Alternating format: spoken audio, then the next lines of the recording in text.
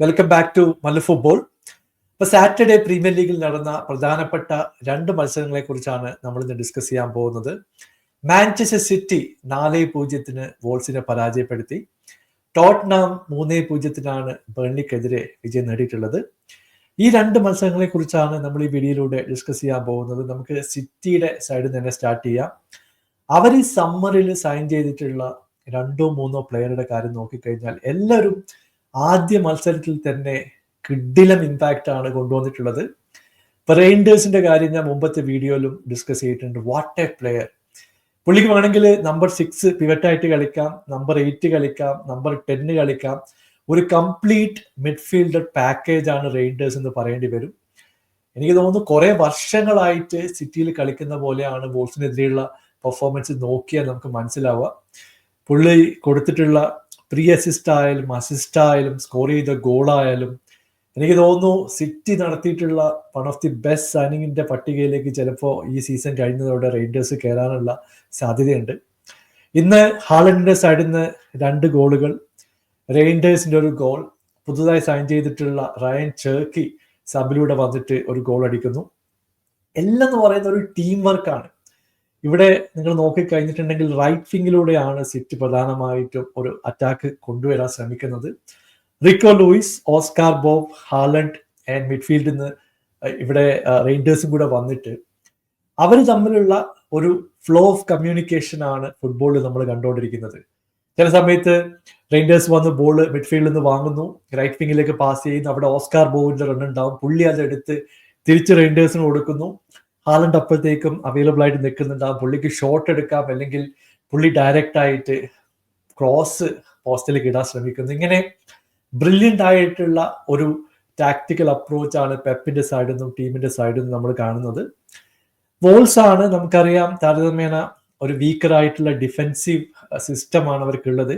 അത് നല്ല രീതിയിൽ എക്സ്പ്ലോയിറ്റ് ചെയ്യാൻ സിറ്റിക്ക് കഴിഞ്ഞു എന്ന് പറയേണ്ടി വരും.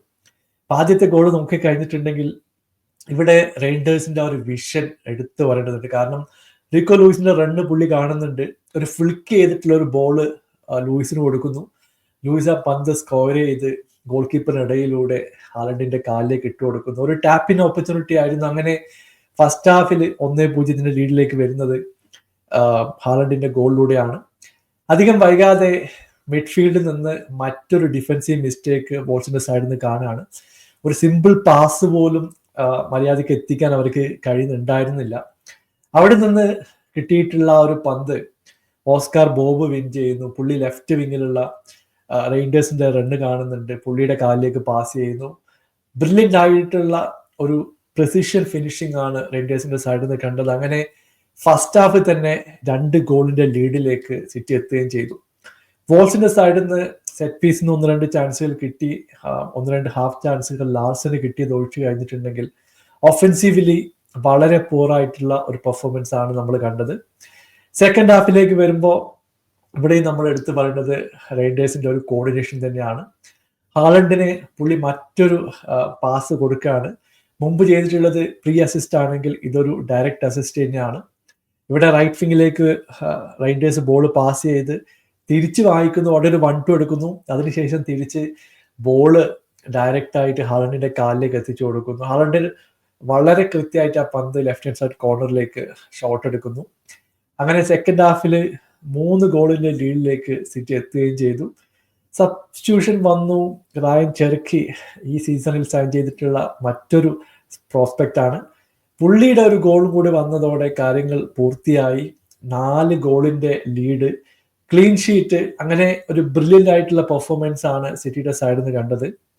ഇപ്പോൾ ഈ പുതുതായിട്ട് വന്നിട്ടുള്ള പ്ലെയറൊക്കെ ഒരു ഇന്റഗ്രേഷൻ നടന്നു കഴിഞ്ഞിട്ടുണ്ടെങ്കിൽ സിറ്റി എനിക്ക് തോന്നുന്നു പൂർവാധിക ശക്തിയോടെ ഈ സീസണിൽ ടൈറ്റിൽ ചലഞ്ചിലേക്ക് വരുന്നതാണ് ഒരു പ്രതീക്ഷ. അപ്പൊ മറ്റൊരു മത്സരത്തിലേക്ക് പോവുകയാണ്. സ്പേഴ്സിന്റെ ഒരു ബ്രില്യൻ്റ് ആയിട്ടുള്ള സ്റ്റാർട്ടാണ് നമ്മൾ കണ്ടത്. 3-0 ബേൺലിയെ പരാജയപ്പെടുത്തി. ഇവിടെ 2 പ്ലെയറിന്റെ കാര്യം എടുത്തു പറയണം. ഒന്ന് കുഡൂസ്, ബ്രില്യൻ്റ് ആയിട്ടുള്ള സൈനിങ് ആണ്, ഒന്നും പറയാനില്ല. ഞാൻ പലപ്പോഴും പറയാറുണ്ട്, ഈ ബോള് ഗാർഡ് ചെയ്യാനും അതെടുത്ത് ഓടാനുള്ള ഒരു കേപ്പബിലിറ്റി എന്ന് പറയുന്നത് എല്ലാവർക്കും ഒന്നും കിട്ടില്ല. എസ്പെഷ്യലി ഒരു പാസ് വന്നു കഴിഞ്ഞിട്ടുണ്ടെങ്കിൽ ആ ബോൾ എങ്ങനെ ഗാർഡ് ചെയ്യും, പ്രസ് എങ്ങനെ റെസിസ്റ്റ് ചെയ്യും, അവിടുന്ന് എങ്ങനെ ഒരു ഡ്രിബിൾ ചെയ്തിട്ട് മുമ്പോട്ട് പോകാൻ പറ്റുന്ന പലവട്ടം കുഡൂസ് നമുക്ക് ഈ മത്സരത്തിൽ കാണിച്ചു തന്നു. പുള്ളിയുടെ സഡൻ ആയിട്ടുള്ള മൂവ്മെന്റും എസ്പെഷ്യലി ആ റണ്ണൊക്കെ ഡിഫൻഡേഴ്സിന് തലവേദനയാവുന്നുണ്ട്. ഇന്ന് റിച്ചു ബായ് സ്കോർ ഷീറ്റിലേക്ക് വന്നിട്ടുണ്ട്. നമുക്കറിയാം വേൾഡ് കപ്പ് സീസൺ വരാൻ പോവാണ്. സാധാരണ ഈ സീസൺ വന്നു കഴിഞ്ഞിട്ടുണ്ടെങ്കിൽ റിച്ചാർഡ്സന്റെ മാരകമായിട്ടുള്ള ഒരു ഫോം നമ്മൾ കാണാറുണ്ട്. പ്രീമിയർ ലീഗിന്റെ ആദ്യത്തെ മത്സരത്തിൽ തന്നെ 2 ഗോളുകൾ അടിച്ചുകൊണ്ട് അടിപൊളിയായിട്ടൊരു പെർഫോമൻസ് ആണ് റിച്ചാർഡ്സൺ കൊണ്ടുവന്നിട്ടുള്ളത്. ഈ 2 ബോളും കൊടുത്തത് കുഡൂസാണ്. ഇവിടെ രണ്ടാമത്തെ ഗോൾ എന്ന് പറയുന്നത് ചിലപ്പോൾ ഈ പ്രീമിയർ ലീഗിലെ ഒരു പ്രധാനപ്പെട്ട ഗോളായിട്ട് മാറാനുള്ള എല്ലാ സാധ്യതയും കാണുന്നുണ്ട്. ഒരു ബൈസിക്കിൾ കിക്കിന്റെ ഒരു പൂർണ്ണ രൂപമല്ല, എന്തായാലും അതുപോലെ ഏറെന്നാണ് റിച്ചാർഡ്സൺ ബോൾ കണക്ട് ചെയ്തിട്ടുള്ളത്. പെർഫെക്റ്റ് ആയിട്ട് റൈറ്റ് വിങ്ങിൽ നിന്ന് കുഡൂസ ക്രോസ് എത്തിച്ചു കൊടുത്തു. അങ്ങനെ 3-0 ലീഡിലേക്ക് സ്പേഴ്സ് എത്തി. മൂന്നാമത്തെ ഗോൾ വന്നത് ഇവിടെ ജോൺസന്റെ സൈഡിൽ നിന്നാണ്. അങ്ങനെ എന്തുകൊണ്ടും പോസിറ്റീവ് ആയിട്ടുള്ള ഒരു സ്റ്റാർട്ടാണ്. ക്ലീൻ ഉണ്ടായിരുന്നു. ബേൺലിക്ക് എസ്പെഷ്യലി സെറ്റ് പീസിൽ നിന്ന് 1-2 ചാൻസ് കിട്ടി, പക്ഷെ അവർക്കൊന്നും ചെയ്യാൻ പറ്റിയില്ല. ഇവിടെ ഡിഫൻസിന്റെ കാര്യം ഒന്ന് പറയേണ്ടതുണ്ട്. ആർച്ചി ഗ്രേ ഇന്ന് ഡിഫൻസിലേക്ക് വന്നു. മിഡ്ഫീൽഡിൽ ബർഗ്വാളിനെ കൊണ്ടുവന്നിട്ടുണ്ട്. അതിന്റെ ചെറിയ പ്രശ്നങ്ങളൊക്കെ മിഡ്ഫീൽഡ് ഉണ്ടായിരുന്നു. റൊമേറോ എന്റെ പൊന്നോ 1-2 തവണ പുള്ളി ഈസി പാസസ് ഡയറക്റ്റ് ആയിട്ട് ബേൺലി പ്ലെയറിന്റെ കാലിലേക്ക് ഇട്ടുകൊടുത്തു. ആന്റണിക്കൊക്കെ കുറച്ചുകൂടി ക്ലിനിക്കൽ ആയിട്ടുള്ള ഫിനിഷിംഗ് അറിയെങ്കിൽ ചിലപ്പോൾ അവർക്ക് സ്കോർ ചെയ്യാനുള്ള ഓപ്പർച്യൂണിറ്റി ഉണ്ടായിരുന്നു. നമ്മൾ ആദ്യത്തെ ഗോൾ സ്കോർ ചെയ്തതിനു ശേഷം വളരെ ഈസി ആയിട്ട് എടുത്തു. ബേൺലി പൊസിഷൻ വിൻ ചെയ്യാൻ തുടങ്ങി.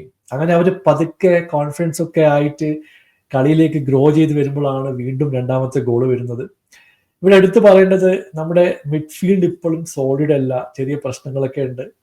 നമ്മൾ സെക്കൻഡ് ഹാഫിൽ ഫലീനയെ കൊണ്ടുവന്നതിന് ശേഷമാണ് കുറച്ചെങ്കിലും ആ ബോൾ ക്യാരിങ് എബിലിറ്റി ഒന്നുകൂടി മെച്ചപ്പെട്ടിട്ടുള്ളത്. ഗെയിം മാനേജ്മെന്റ് ഒക്കെ ഇന്നത്തെ കളിയിൽ സൂപ്പർ ആയിരുന്നു. നാളെ ആർസണൽ വേഴ്സസ് മാഞ്ചസ്റ്റർ യുണൈറ്റഡ് മത്സരം നടക്കാൻ പോകുന്നുണ്ട്. എക്സൈറ്റിംഗ് ആയിട്ടുള്ള ഒരു വീക്കെൻഡ് ആയിരിക്കും. എന്തായാലും നിങ്ങളുടെ അഭിപ്രായങ്ങൾ താഴെ അറിയിക്കുക. പുതിയൊരു വീഡിയോയുമായി വീണ്ടും കാണാം. Thank you so much for watching. Bye for now.